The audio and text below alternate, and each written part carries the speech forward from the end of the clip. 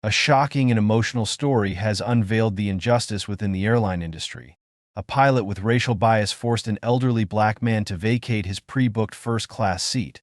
Little did he know, the elderly man's son is the CEO and a major shareholder of the airline. In this video, we'll delve into a dramatic and infuriating tale, shedding light on the ongoing issues of racism and power dynamics in spaces of privilege. The pilot's reckless decision not only brought personal consequences but also ignited a media storm, thrusting the entire airline industry into the spotlight and subjecting it to widespread criticism. What do you think about this story? If you believe it's worth sharing, press 1. If not, press 0. Your opinion will motivate us to continue bringing heartfelt and meaningful stories to light. Now, let's see whether the white pilot, who forced an elderly black man out of his first-class seat, will face accountability for his actions or if privilege will once again shield him from the consequences. The airport terminal was bustling with the usual pre-flight rush.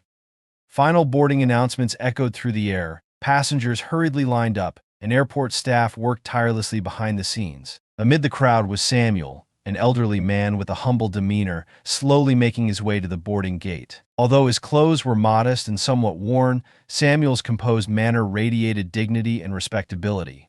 With a small suitcase in hand and a kind expression on his face, he appeared to be just another traveler. Few would have guessed that he was the father of Michael Lewis, the influential CEO of the very airline he was about to fly on.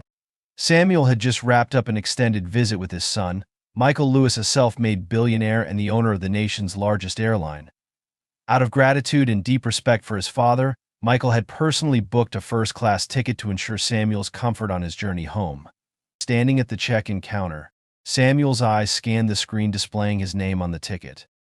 He smiled at the check-in attendant, who quickly recognized his first-class reservation. "Welcome, Mr. Lewis. We're delighted to serve you," she said warmly. "Oh, thank you," Samuel replied, nodding graciously. After completing the check-in process, he slowly made his way to the boarding gate. Taking a seat in the waiting area, Samuel gently rested his hand on his well-worn suitcase, a cherished item that had accompanied him through countless years and memories. Samuel wasn't one for extravagance, even though this first-class trip was a thoughtful gesture of love and appreciation from his son. To him, a seat no matter where was of little importance as long as he got home safely. As boarding time approached, Samuel stood and made his way to the gate. When he handed his ticket to the attendant, she hesitated, her expression uneasy. "Sir, I'm afraid there's an issue with your seat," she said. Samuel raised an eyebrow, puzzled. "What's the matter, young lady? Your first-class seat. It's no longer available. We need to move you to the economy cabin," she replied nervously. Samuel was momentarily surprised but remained calm. "But this is a first-class ticket. My son booked this seat for me." The attendant looked uncomfortable, avoiding eye contact with Samuel. "I'm very sorry, sir, but there seems to have been a mix-up in the system. Let me get my manager."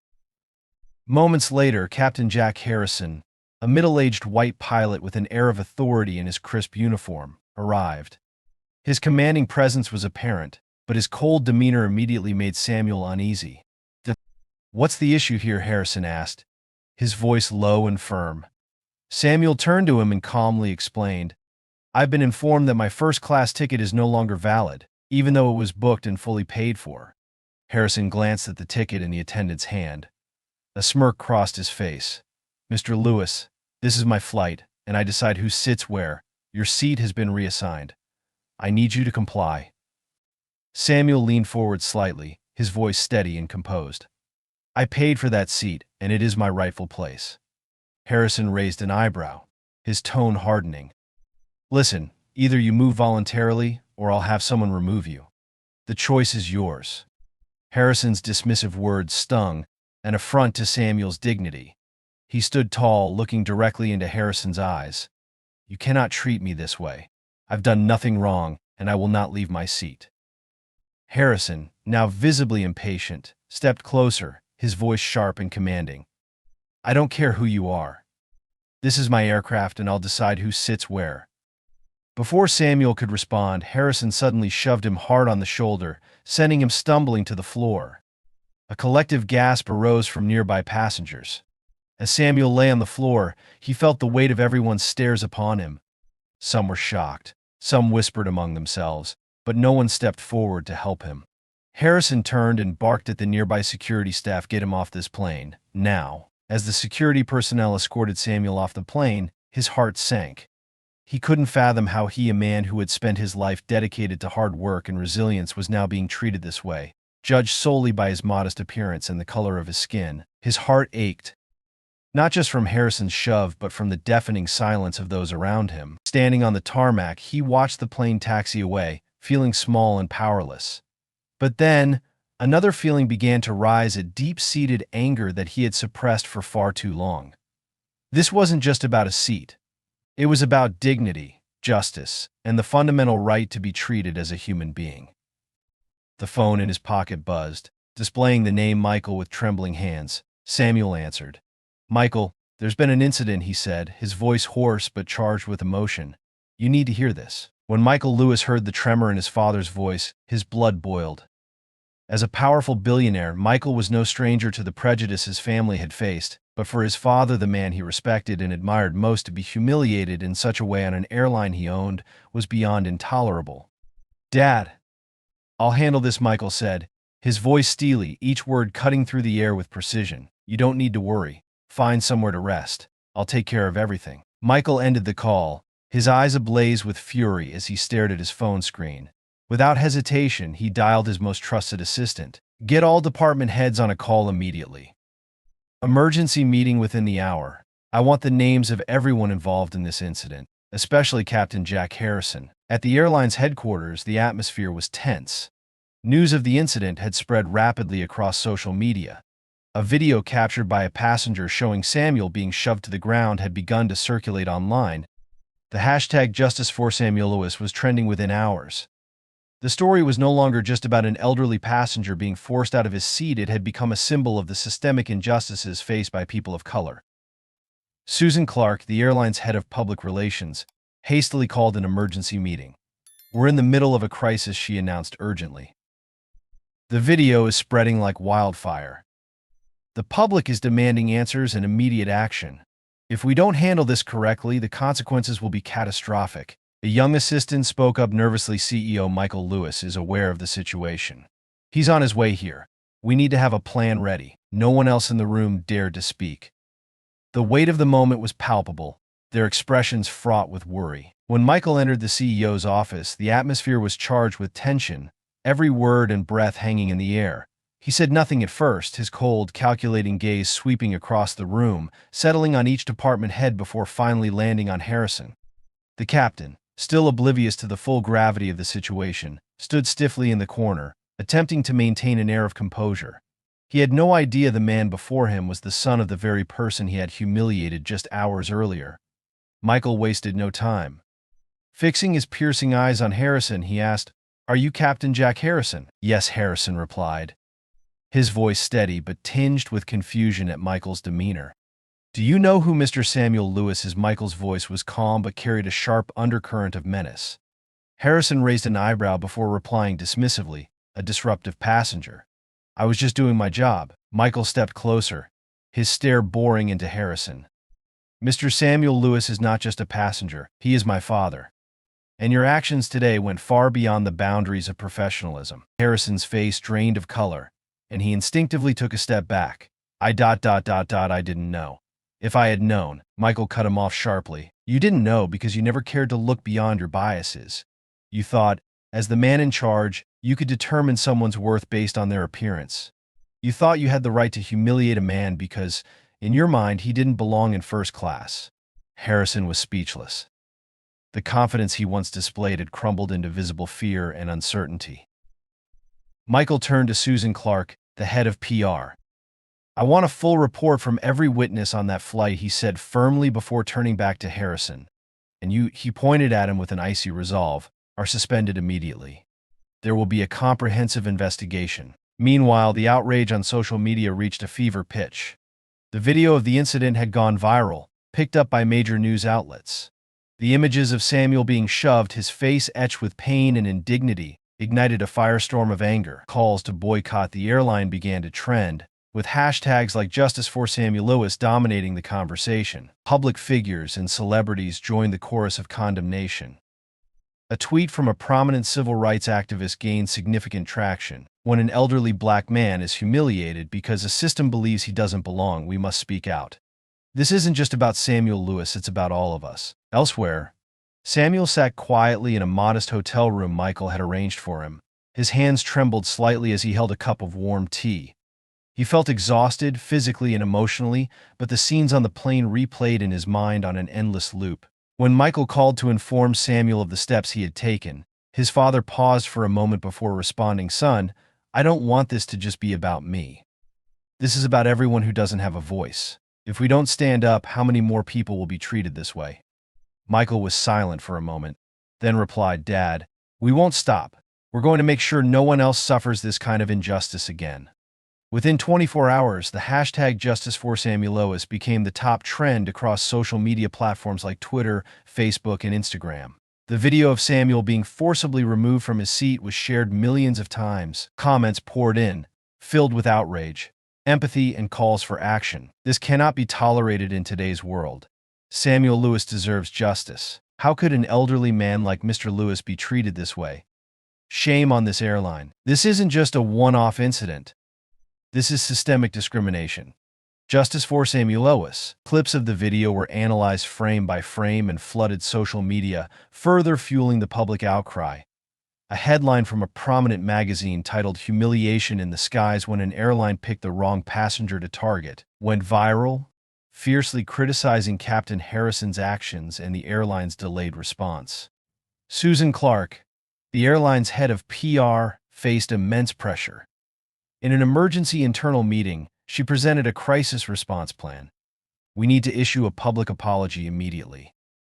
If we don't, the damage to our brand will be irreparable. I've drafted a press release," she continued. "We need to make it clear that Captain Harrison's actions do not reflect the values of this airline." However, when the press release was published, it was met with widespread backlash. The apology was perceived as vague and insufficient. This airline isn't truly sorry. They're just trying to save face. This apology isn't enough. They need to take real action. Michael convened a team of top-tier lawyers to prepare for legal action. One of his lead attorneys, Lisa Morgan, stated, "We don't just need a civil lawsuit. We need to bring this issue to the national stage.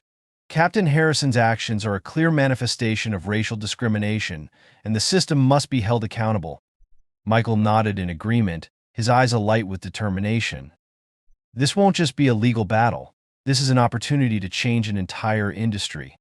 When Michael called to inform Samuel of the steps he had taken, his father paused for a moment before responding, "Son, I don't want this to just be about me. This is about everyone who doesn't have a voice. If we don't stand up, how many more people will be treated this way?" Michael was silent for a moment, then replied, "Dad, we won't stop. We're going to make sure no one else suffers this kind of injustice again." Within 24 hours, the hashtag #JusticeForSamuelLewis became the top trend across social media platforms like Twitter, Facebook, and Instagram.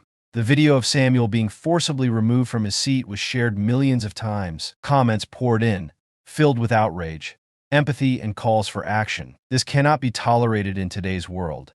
Samuel Lewis deserves justice. How could an elderly man like Mr. Lewis be treated this way? Shame on this airline. This isn't just a one-off incident. This is systemic discrimination. Justice for Samuel Lewis. Clips of the video were analyzed frame by frame and flooded social media, further fueling the public outcry. A headline from a prominent magazine titled "Humiliation in the Skies When an Airline Picked the Wrong Passenger to Target" went viral, fiercely criticizing Captain Harrison's actions and the airline's delayed response. Susan Clark, the airline's head of PR, faced immense pressure. In an emergency internal meeting, she presented a crisis response plan. "We need to issue a public apology immediately. If we don't, the damage to our brand will be irreparable. I've drafted a press release," she continued. "We need to make it clear that Captain Harrison's actions do not reflect the values of this airline." However, when the press release was published, it was met with widespread backlash. The apology was perceived as vague and insufficient. This airline isn't truly sorry. They're just trying to save face. This apology isn't enough. They need to take real action. Michael convened a team of top-tier lawyers to prepare for legal action. One of his lead attorneys, Lisa Morgan, stated, "We don't just need a civil lawsuit. We need to bring this issue to the national stage. Captain Harrison's actions are a clear manifestation of racial discrimination, and the system must be held accountable." Michael nodded in agreement, his eyes alight with determination. This won't just be a legal battle. This is an opportunity to change an entire industry. Many celebrities and activists voiced their support for Samuel. Beyonce's "Justice Anywhere" is a threat to justice everywhere. Justice for Samuel Lewis. Oprah Winfrey's Samuel Lewis is the image of every father, every grandfather we hold dear. Let's stand together for justice for him. Trevor Noah, how is this still happening in this year? Samuel Lewis' story is a reminder of how far we still have to go. Inside the airline, tensions reached a breaking point as CEO Michael Lewis personally convened an emergency meeting with senior executives. "We've failed on every front," Michael said, his tone cutting. "This isn't just about Captain Harrison, but also about the appalling way this was handled afterward. I want every detail of what happened and why our system allowed this to occur." Susan, typically one of the more composed leaders, couldn't hide her unease. "We've initiated an internal investigation," she said, "but the public pressure is overwhelming. We need a more comprehensive approach." Michael responded firmly, "An internal investigation isn't enough. We need systemic change. And the first step is that I want Captain Harrison terminated immediately." Meanwhile, Samuel was trying to cope with the unanticipated public attention. He received hundreds of messages of support, along with calls from friends, family, and even strangers offering their solidarity. When Michael called to consult Samuel about pursuing the lawsuit, Samuel paused for a moment before responding, "Michael, this isn't about me. This is about everyone who doesn't have a voice. If we don't keep going, then who will?" Samuel's words only strengthened Michael's resolve. The public outcry wasn't limited to criticism. Social activists began calling for a boycott of the airline. "If this airline refuses to take responsibility, we won't fly with them. Put your money where justice is." Boycott Airline X. The airline's shareholders began to grow concerned as the company's stock price plummeted overnight. An emergency shareholder meeting was called, with many demanding that Michael provide an immediate solution. As night fell, Samuel sat by the window, gazing out at the city lights. The humiliation still lingered, but the outpouring of public support had ignited a new sense of hope. Across the city, Michael was strategizing the next steps. He knew this battle wouldn't be easy, but it was necessary not just for his father but for all those who lacked a voice. Public pressure continued to escalate. Protests began to take place outside the airline's headquarters. Hundreds gathered, holding signs that read, "Justice for Samuel Lewis," and "Discrimination now. Change starts here." Prominent activists and local communities joined in, drawing even more media attention. A live video from the protest site garnered millions of views, capturing a speaker's impassioned plea. "We're not just fighting for Samuel Lewis, we're fighting for everyone who has endured injustice in silence." Samuel, along with Michael and their legal team, called a press conference to announce their next steps. The room was packed with reporters, cameras flashing incessantly as Samuel stepped up to the podium. With a calm yet powerful voice, Samuel began, "I am not here for revenge. I am here to stand for the right to be treated with dignity, the right to sit in a seat I paid for, and the right to live in a world free from discrimination."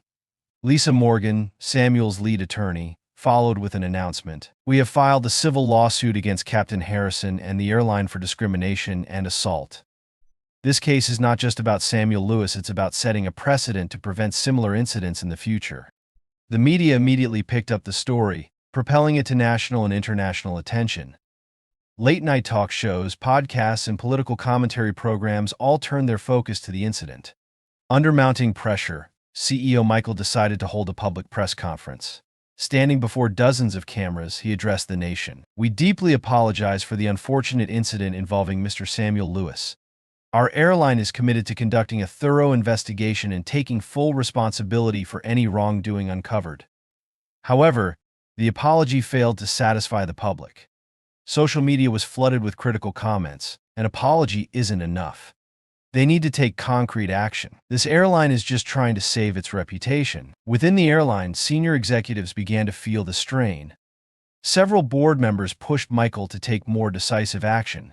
They knew that the airline's future depended on how they responded to this crisis. "If we don't address this issue thoroughly, The company won't just lose money, it'll lose the trust of its customers, a board member emphasized during a heated meeting. Social activists seized the moment to push for discussions about systemic discrimination in the airline industry. One group hosted a workshop titled Equal Passengers Eliminating Bias in the Skies. Thought leaders, lawyers, and passengers who had experienced discrimination shared their stories. A former flight attendant spoke out. "I've witnessed so many incidents like what happened to Mr. Samuel Lewis in this industry. But this time, I hope it leads to real change." Meanwhile, some politicians joined the discussion, calling for regulatory reforms to ensure passengers wouldn't face unfair treatment again. Captain Harrison, in the meantime, faced severe personal consequences. As media outlets dug into his past, reports surfaced of previous complaints about his rude behavior and discriminatory attitude toward other passengers. Former airline employees also came forward, accusing him of similar actions. Suspended from duty and facing legal charges, Harrison agreed to a private interview to defend himself. He said, "I was just following protocol. I never intended to offend anyone. I think this whole thing has been blown out of proportion." But his defense was swiftly dismissed on social media and in the press. A Twitter user commented, "When you hurt someone, saying 'I didn't mean to' doesn't erase the damage." Samuel, though weary of the public attention, remained resolute. In an exclusive interview with a major magazine, he shared, "I don't seek fame or pity. I just want a better world for the next generation. If my story can help someone, then everything I've been through is worth it." As Samuel's civil lawsuit proceeded to court, public outrage peaked. The airline began losing a significant portion of its customer base. Several major commercial partners pulled their contracts, creating intense financial strain. Michael, both angry and frustrated at how his airline mishandled the crisis, was determined to set things right. He convened a closed-door meeting with his PR team, lawyers, and strategic advisors. "We have to show the world that this airline is committed to change. Not because we're forced to, but because it's the right thing to do." The meeting concluded with a comprehensive restructuring plan. It included firing Harrison, issuing a public apology and restitution to Samuel, and launching a company-wide anti-discrimination training program for all employees. The first day of Samuel Lewis's civil lawsuit trial arrived, drawing global attention. Hundreds of journalists, social activists, and supporters gathered outside the courthouse. Banners with messages like "Justice for Samuel Lewis" and "End Discrimination Now" waved high amidst the crowd. Samuel appeared calm but resolute as he stepped out of the car. Beside him, his son Michael walked with an air of determination. Their presence together sent a powerful message: they were here to fight for justice, no matter the odds. Across the room, Captain Harrison entered the courtroom with a tense expression. He attempted to maintain composure, but the whispers and scrutinizing stares from onlookers weighed heavily on him. The trial began with Samuel taking the stand. His eyes glistened with emotion, but his voice remained steady. "I am not here to destroy anyone's life. I am here to demand justice for people like me, people who have been treated as if they don't matter." Samuel recounted the events of the flight in vivid detail, from the cold treatment by airline staff to the moment Captain Harrison forced him to relinquish his seat. He ended with a poignant reminder. "That action didn't just harm me, it served as a bitter reminder that we are still far from achieving true equality." His words silenced the courtroom. Many in attendance were visibly moved, some with tears streaming down their faces. Captain Harrison's lawyer, Richard Holt, sought to portray the incident as a misunderstanding. He stated, "My client acted in accordance with airline policies. He did not intend to discriminate and was merely trying to maintain order on the flight."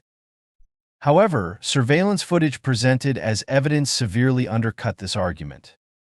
The video clearly showed Captain Harrison's aggressive demeanor and how he forcefully removed Samuel from his rightful seat. A key moment came when a crew member, summoned as a witness, provided damning testimony against Harrison. He said, "People like him don't belong here," right before calling security onto the plane. As the trial continued, social media erupted with hashtags like "Justice for Samuel Lewis" and "End Racial Bias."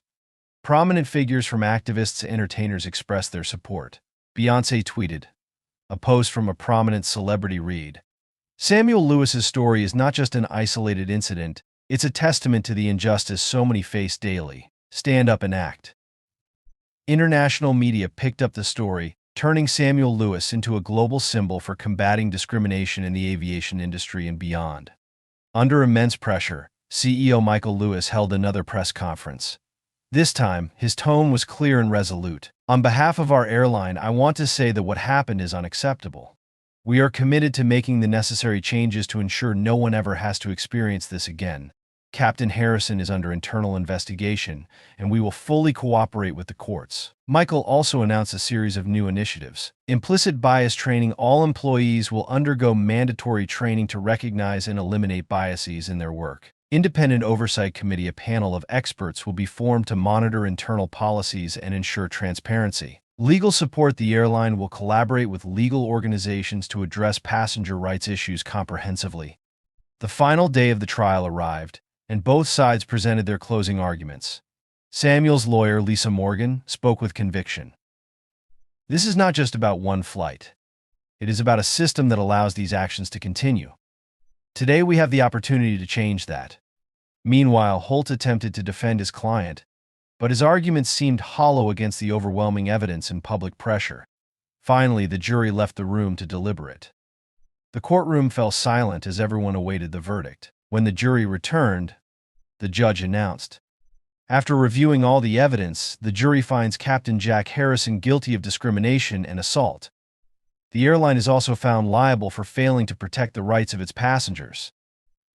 The courtroom erupted in cheers and sighs of relief. Samuel turned to his son, his eyes glistening with gratitude and relief. Michael smiled and placed a hand on his father's shoulder, a gesture of solidarity and love. Samuel left the courthouse knowing this was a victory not just for himself but for all who have been treated unjustly. His story became a beacon of hope for a fairer future. On the other side, Michael vowed to use this event as a catalyst to reform his airline, transforming it into a symbol of equity and inclusion in the aviation industry. As Samuel stepped into the car, he looked up at the sky, his heart filled with hope for a better future for the generations to come. Shortly after the court's verdict, public and media pressure on the airline continued to mount. Human rights organizations and anti-discrimination advocates demanded sweeping reforms from the airline. Major shareholders, recognizing the threat to the brand's value, pressured the management team to ensure such incidents would never happen again. Michael, the CEO, and Samuel's son, chaired a critical internal meeting. Addressing a room filled with executives, he spoke with resolute authority. We cannot turn back time, but we can control how we move forward. This is not just about one individual or one incident. This is our opportunity to become a model for fairness in the aviation industry. Michael announced a 3-phase action plan. Reevaluation of internal policies, a comprehensive review of all procedures related to customer service and staff attitudes toward passengers. Diverse recruitment initiatives, expansion of hiring and leadership programs to ensure representation of all racial groups within the workforce. Commitment to transparency, regularly publish public reports on reform progress and partnerships with external organizations for oversight. These commitments were welcomed by the media, though many observers remained skeptical, waiting to see if they would be meaningfully implemented. Meanwhile, Samuel Lewis continued to capture national attention. He appeared on prominent talk shows and attended international conferences, sharing his story and calling for action to end systemic injustice. At a major human rights conference, he delivered a moving speech. My story is just one of thousands. But if it can spark a conversation, if it can drive change, then every pain I endured was worth it. His words inspired countless individuals, particularly those who had endured discrimination in silence. New movements emerged, ranging from advocating reforms in the aviation industry to promoting diversity across various sectors. As for Captain Jack Harrison, once proud of his career, he now faced severe consequences. Stripped of his license and reputation, he lived in isolation, avoiding both the media and the public eye. Harrison's fall from grace served as a stark reminder of the lasting impact of discriminatory actions. The airline, under Michael's leadership, began implementing the promised reforms. Progress reports were shared publicly, and partnerships with advocacy groups lent credibility to their efforts. Employees attended mandatory bias training, and a diverse hiring campaign began to reshape the company's workforce. For Samuel, his fight was never about revenge. Instead, it became a mission to ensure that no one else would suffer the indignities he faced. His courage ignited a movement, turning personal pain into a collective call for justice. As he looked out at the crowds during a community rally one evening, Samuel saw hope in their eyes. A future of fairness, equality, and respect felt more attainable than ever. For him, this was not just a victory, it was the beginning of lasting change. However, some of Harrison's former colleagues reached out to him, urging him to reflect on his actions. In a brief interview, Harrison admitted, "I made a grave mistake. I didn't just hurt one person, I tarnished the values of the profession I once loved. I hope this story serves as a lesson for others." Although his apology received mixed reactions, it marked a small but significant step toward accepting responsibility. From Samuel's story, a large movement emerged called Justice and Equality. The movement gained overwhelming support from nonprofit organizations, community leaders, and millions on social media. The movement extended beyond the aviation industry, addressing issues in education, healthcare, and politics. Samuel was invited to serve as the movement's primary spokesperson, using this platform to push forward the fight against systemic injustice. Despite his new responsibilities, Samuel prioritized time with his family. He and Michael frequently discussed long-term plans, not just for the airline but for the future of their community. One evening at home, as the family gathered around the dinner table, Samuel said to Michael, "I'm proud of you not just because you're a talented CEO, but because you weren't afraid to face challenges and stand up for what's right." Michael responded with a smile, his eyes reflecting deep respect. "You taught me that justice isn't something we wait for, it's something we must fight to achieve." Although the lawsuit had concluded, Samuel and Michael's journey was far from over. They committed themselves to ongoing reform, not only in the aviation industry but across other sectors as well. In a final interview, Samuel shared, "This isn't just about me or my family. It's about all of us. If we stand united, we can build a fairer world for future generations." After this historic event, changes began to ripple across multiple sectors. The aviation industry, once a closed space harboring invisible biases, underwent a significant transformation. Airlines, wary of facing similar waves of criticism, started revising policies, implementing anti-discrimination training programs, and committing to fostering a more diverse workforce. Samuel, now a symbol of the movement, continued to lead conversations about equity in other industries. He emphasized that his story was not about personal victory but part of a broader fight to dismantle systemic injustices. Michael Lewis, the airline CEO, understood that this story would forever be part of his legacy. He seized every opportunity to push for internal reforms. Employees were encouraged to report inappropriate behavior without fear of retaliation.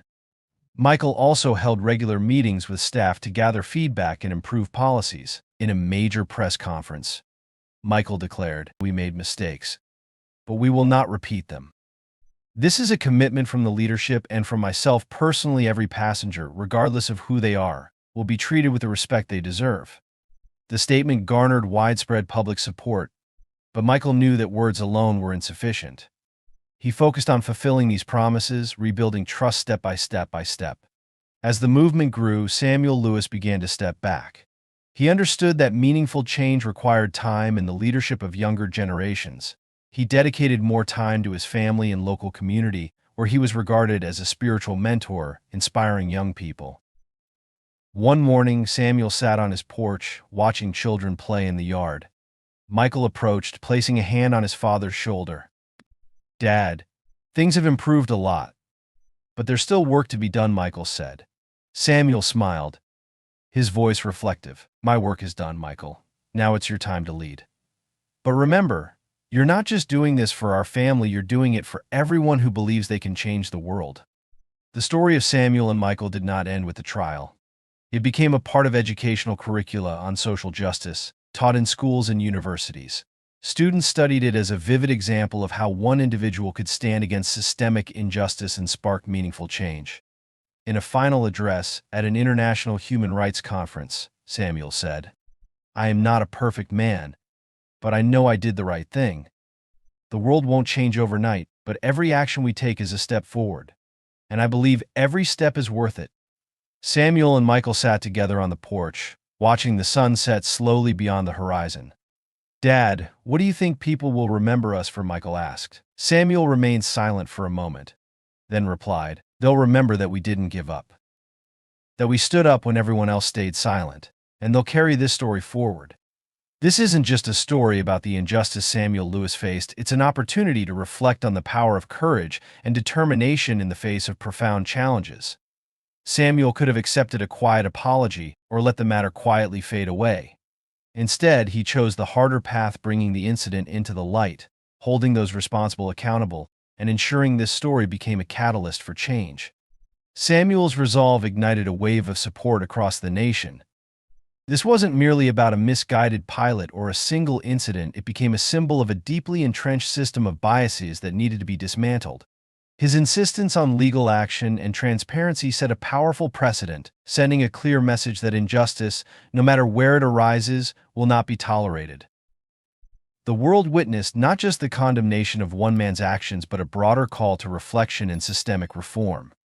The airline not only faced legal repercussions but also immense public pressure to revise its policies, retrain its staff, and diversify its workforce. Businesses, organizations, and individuals across the country were compelled to ask themselves, how can we dismantle the unseen biases still embedded in our daily lives? Perhaps the most inspiring aspect of this story is how Samuel Lewis refused to stop at his own victory. He used his experience as a vehicle to raise awareness, spark dialogue, and advocate for lasting reforms. He transformed a painful ordeal into an opportunity to uplift others, reminding us that even in the face of profound adversity, there is potential to turn pain into purpose. For American audiences, Samuel's story serves as a powerful reminder that true change stems from personal courage and determination. It challenges us not only to listen but to act, to build a world where every person is treated with dignity and respect, regardless of race or social standing.